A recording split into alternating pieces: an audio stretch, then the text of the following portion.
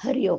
आज मंगळवार 17 मार्च 2026.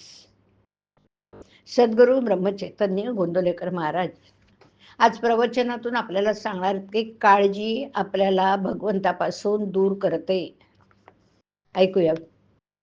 सत्वगुणात भगवंत असतो तेव्हा त्या मार्गाने आपण जावं.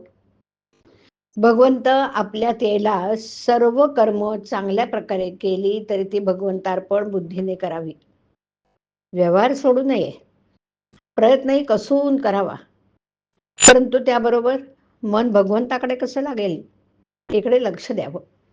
आपण प्रपंचाची जितकी काळजी घेतो तितकी जरी देवाची घेतली तरी खूप होईल.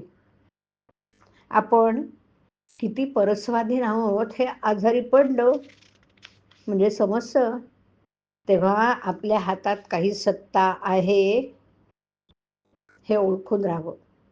किती सत्ता आहे हे ओळखता यावं. काळजी न करता देखील प्रयत्न होणार नाही असं नाही, उलट प्रयत्न दुप्पट करावे. पण जे फळ येईल ते भगवंताच्या इच्छेने आले या भावनेने समाधान मानायला पहिल्यांदा आपण शिकावं.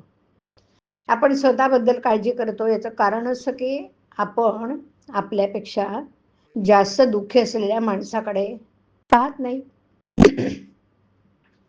एक म्हणतो की मला लोकांच्या देण्याची काळजी आहे, दुसरा म्हणतो की मला लोकांकडून माझं येण्याची काळजी आहे, तर तिसरा म्हणतो की मला माझ्या मुलाबाळांची काळजी आहे. पण काळजीच्या या सर्व घोटाळ्यामध्ये आपली स्वतःची काळजी कुणालाच नाही. मागल्या आठवणीने आणि उद्याच्या भीतीने आपण काळजी करत बसलो. ही काळजी आपल्याला भगवंतापासून दूर नेते. उद्याच्या काळजीने आजची भाकरी आपल्याला गोड लागत नाही, याला काय करावं. यावर रामबाण असा एकच उपाय, तो म्हणजे आजपासून काळजी करण्याचं अजिबात सोडून देऊन तेवढा वेळ भगवंताच्या नामस्मरणात घालवणं. एका माणसाने माझ्यापाशी तक्रार केली. काय करावं, हा माझा मुलगा कशाचीच काळजी करत नाही, नुसता हसत खेळत दिवस घालवतो, पुढे याचं कसं व्हायचं. मी म्हटलं तुमचं म्हणणं बरोबर दिसतंय, बरोबर आहे, पण वास्तविक पाहता ते खरं नाही. तुम्ही आजपर्यंत इतकी काळजी करून काय मिळवलं. शारीरिक मानसिक त्रास भोगला आणि भगवंताला विसरला, इतकंच ना. मग तेच तुमच्या मुलाला का बरं शिकवता. त्याने आपले कर्तव्य जरूर करावे आणि आनंदात राहावं, पण काळजी करू नये असेच मी त्याला सांगेन.